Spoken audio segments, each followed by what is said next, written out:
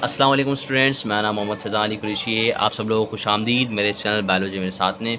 Student, जैसे कि आप सब लोगों को पता है कि हमने 11वीं क्लास बायोलॉजी की, जो कि actually Sindh textbook board Jamshoro की बुक में से हमने चैप्टर 3 को स्टार्ट किया था। आज हम इसी चैप्टर में से हमारा अगला टॉपिक पढ़ने जा रहे हैं। चैप्टर 3 हमारा एक्चुअली दरअसल एंजाइम का है, तो हम टॉपिक जो है हम स्ट्रक्चर ऑफ एंजाइम का आज हम पढ़ेंगे। इसमें जितनी भी टर्म्स हैं वो सारी आपकी बुक से मैंने लिए, जितने भी नोट्स मैंने आपकी बुक से लिए, और मैंने कोशिश की कि मैं आपको और आसान ज़बान के अंदर उस पूरे मटेरियल को जो आपकी बुक ने बताया उसको एक्सप्रेस करूं। एक्चुअली स्ट्रक्चर तो आपकी बुक ने इतना डिटेल में नहीं बताया, सारा आपने थ्योरेटिकल लिखा हुआ है उसमें। तो आज मैं आपको in the form of structure समझाऊंगा कि एक्चुअली आपकी बुक कहती क्या है, और जितनी भी लाइन्स हैं और टर्म्स हैं उनको भी मैं आपको आज क्रिस्टल क्लियर कर दूँगा। एंड तक बने रहिए, ये मेरी आपसे थोड़ी सी काइंड सी रिक्वेस्ट है। तो चलिए हम स्टार्ट करते हैं बिना कोई टाइम ज़ाया किए। स्टूडेंट्स, मैंने आपसे बात की कि हम स्ट्रक्चर ऑफ एंजाइम को पढ़ने जा रहे हैं। तो स्ट्रक्चर ऑफ एंजाइम के अंदर सबसे पहले हमारे पास जो पार्ट आता है वो आता है हमारे पास एक्टिव साइट। देखिए, सबसे पहले हमें एक्टिव साइट को पढ़ना पड़ेगा कि यार ये एक्टिव साइट होती क्या है। देखिए, मैंने इधर एक जनरल सा स्ट्रक्चर बनाया है एंजाइम का। They are actually very general structure. इधर मैंने आपको बताने की कोशिश की जनरल स्ट्रक्चर में कि एक एंजाइम है, सही है। इस एंजाइम के पास एक डिप्रेशन होती है, पॉकेट होती है, क्या होती है, ग्रूव होता है, सही है। इस ग्रूव को हम क्या बोल देते हैं, एक्टिव साइट बोल देते हैं, which is just like a pocket या ग्रूव, सही है। अब होता क्या है कि बच्चे इस एक्टिव साइट के अकॉर्डिंग ही सबस्ट्रेट आगे बाइंड करता है। अगर मैं एक मिसाल देता हूँ कि आपके पास क्या है, एक लॉक है और सबस्ट्रेट एक की है, तो अब आपको पता होगा कि की लॉक के अकॉर्डिंग ही क्या होती है, की होती है। तो इसका मतलब क्या होगा, की इज़ कॉम्प्लीमेंट्री टू लॉक। इसी तरीके से आपकी बुक ने भी एक वर्ड इस्तेमाल किया है कि substrate is complementary to enzyme. तो ये बात भी अब आपको क्लियर हो गई होगी कि इसकी साइट के अकॉर्डिंगली सबस्ट्रेट एक्चुअली रिकॉग्नाइज होता है, देन आके बाइंड करता है और अपना जो प्रोडक्ट होता है, जो एक्चुअली रिएक्शन होता है, वो कैरी आउट होता है। अच्छा बच्चे, ये बात अब हमें समझ में आ गई कि एक्टिव साइट क्या होती है, सबस्ट्रेट क्या होता है, बाइंडिंग क्या होती है, कॉम्प्लीमेंट्री सबस्ट्रेट क्या होता है। ये बात अब हमने जनरली समझ चुके हैं। तो लेकिन अब हम एंजाइम को भी समझना है। बच्चे, एंजाइम होता है 3 dimensional globular in shape molecule होता है, जो कि एक्चुअली किससे बना हुआ होता है, प्रोटीन से बना हुआ होता है। Generally enzyme actually made up of a protein. ये बात हमने हमारे इंट्रोडक्टरी लेक्चर में समझी थी कि जनरली एंजाइम क्या होते हैं, प्रोटीनेशियस इन नेचर होता है। लेकिन आज हम समझेंगे कि एंजाइम के पार्ट्स के अंदर भी बहुत सारी एक टेक्निकलिटीज़ हैं। तो चलिए स्टार्ट करते हैं। देखिए, enzyme have special charge place to fit substrate, यानी कि एंजाइम की जो एक्टिव साइट होती है उसकी enzyme active site have special charge to fit substrate. सही, एक्टिव साइट क्या होती है, एंजाइम की चार्ज प्लेस होती है जो फिट करती है किसको, सबस्ट्रेट को। इधर आप देख रहे हैं सबस्ट्रेट को फिट करेगी। क्यों फिट हो रहे हैं, क्यों आके अट्रैक्ट हो रहे हैं भाई, क्यों, क्योंकि पॉजिटिव एंड नेगेटिव चार्ज है। इस चार्ज का डिस्पर्जन भी मैं अभी आपको समझाता हूँ। आगे चलिए देखिए, स्पेसिफिक टू एक्टिव साइट। अब होता है क्या है कि specific active site to specific substrate, यानी कि हर एक स्पेसिफिक साइट के लिए स्पेसिफिक सबस्ट्रेट होता है। यानी कि इसको हम ऐसे भी समझ सकते हैं कि भाई पर्टिकुलर रिएक्शन के लिए पर्टिकुलर सबस्ट्रेट चाहिए, यानी कि पर्टिकुलर बीमारी के लिए पर्टिकुलर दवाई चाहिए। इससे भी हम समझ सकते हैं कि यानी कि हर एक एक्टिव साइट के ऊपर उसी के अकॉर्डिंगली आके ही सबस्ट्रेट आएगा, कोई दूसरा सबस्ट्रेट नहीं आ सकता। तो इसके बाद हम आगे चलते हैं जिसमें हम चार्ज के बारे में समझते हैं। इधर भी हमने एक बात को क्रिस्टल क्लियर किया है। इसी तरीके से इधर हमें समझाया जाता है कि भाई the charge in shape of active site formed by amino acid present in polypeptide chain. देखिए, मैंने आपको बताया कि प्रोटीन से बने हुए होते हैं हमारे पास एंजाइम।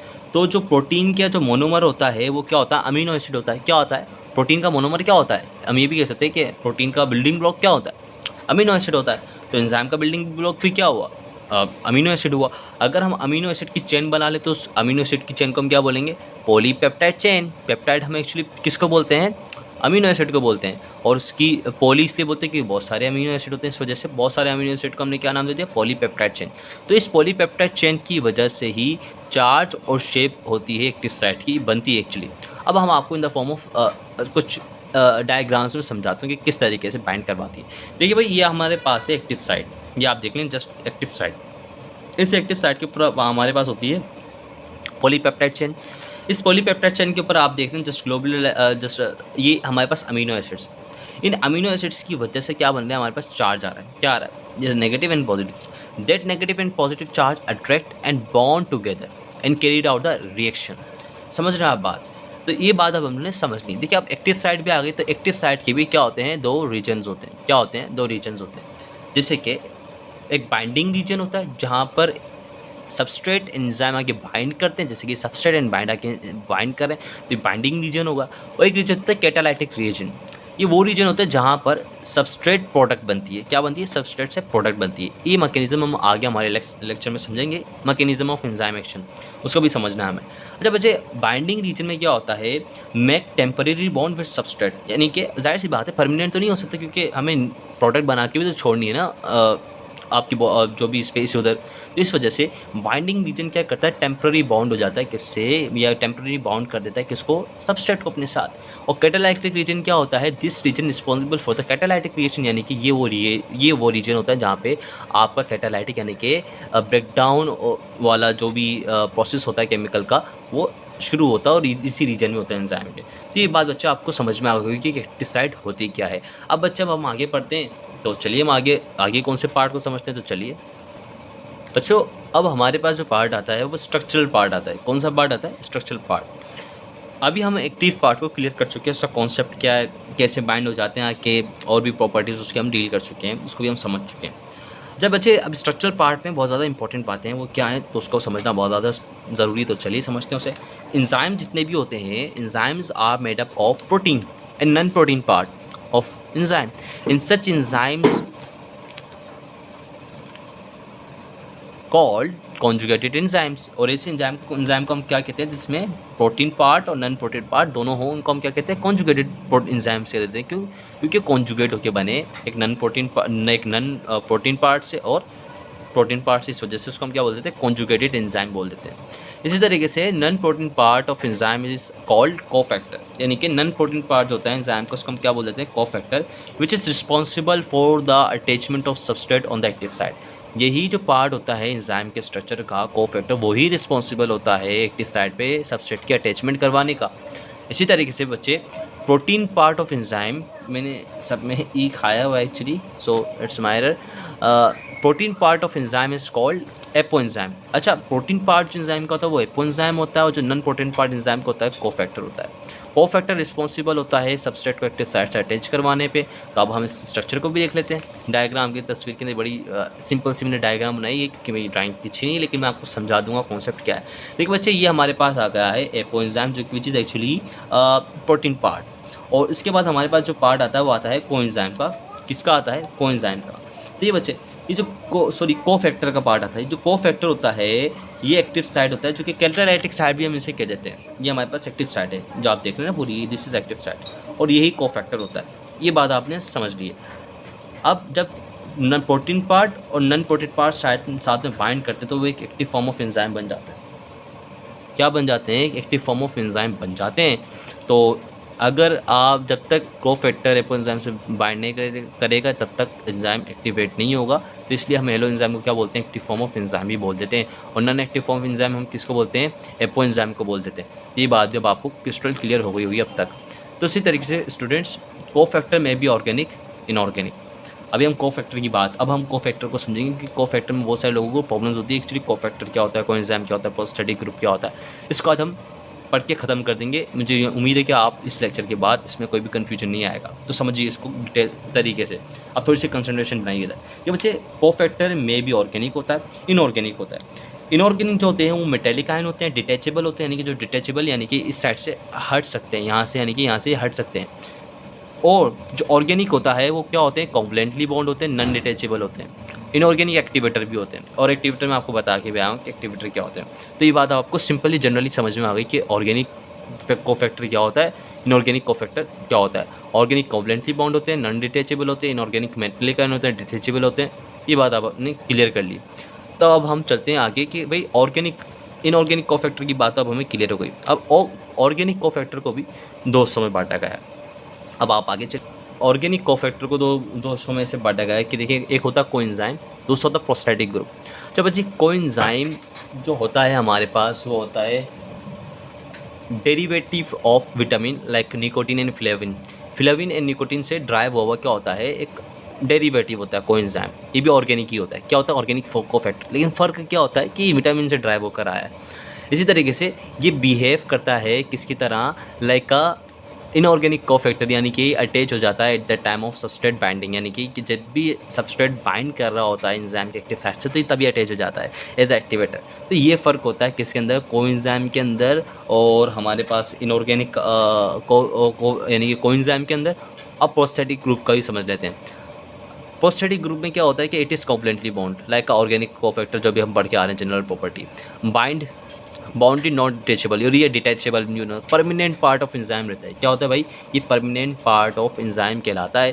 क्यों कहलाता है भाई, क्योंकि कोवलेंटली बाउंड है। इस वजह से अगर कोफैक्टर क्या हो, ऑर्गेनिक हो, नॉन डिटेचेबल हो, तो वो क्या कहलाएगा हमारे पास, कोफैक्टर कहलाएगा, और सॉरी प्रोस्थेटिक ग्रुप कहलाएगा। अगर कोएंजाइम डेरिवेटिव ऑफ विटामिन हो, और सही है, अगर कोएंजाइम एक्चुअली विटामिन होता है और लेकिन वो बिहेव क्या करता है एक्चुअली लाइक इनऑर्गेनिक फैक्टर। तो ये फ़र्क आपको फंडामेंटल में आपको समझा चुका हूँ।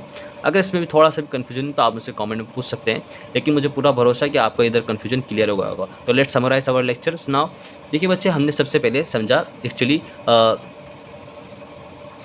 हमने सबसे पहले स्टूडेंट्स हमने सबसे पहले एक्टिव साइट को समझा।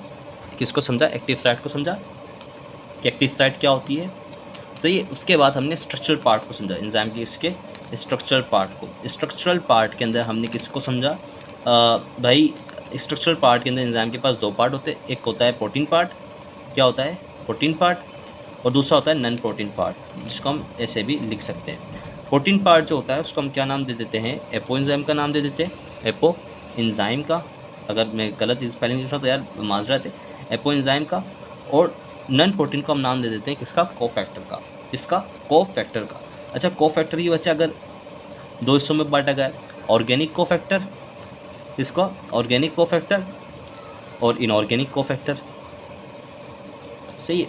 अच्छा, अब ये बात आपको पता होगी कि जो ऑर्गेनिक, अगर ऑर्गेनिक हमारे पास जो होता है वो क्या होता है,